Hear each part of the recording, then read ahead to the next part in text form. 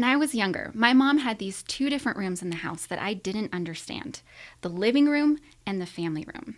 And it wasn't till I moved overseas that I understood what those rooms were for.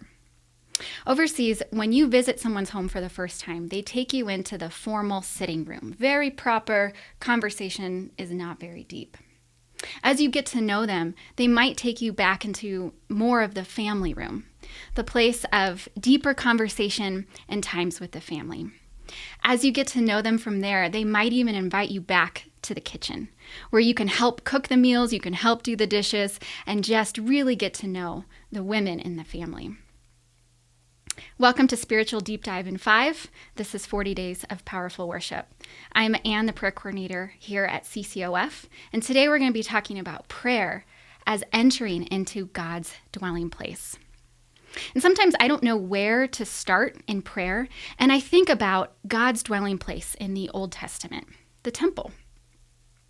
The temple in the Old Testament had 4 parts.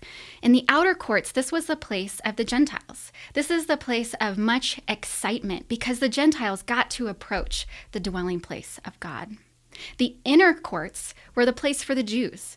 It was a place of sacrifice and more deeper thanksgiving for the sacrifices that led them into that relationship and being able to enter into God's dwelling place.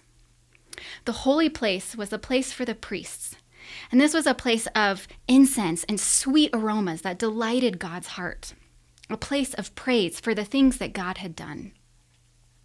The Holy of Holy Places. This was the place where God's presence, His Spirit dwelled, and the one priest would go in with adoration and worship for who God was.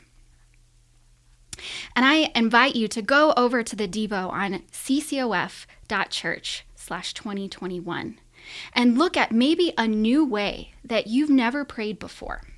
And it might feel awkward and it might feel weird and something that you're just not comfortable doing, but I challenge you to try it and see how it helps you enter into God's dwelling place and maybe into a relationship with Him that you haven't quite experienced before.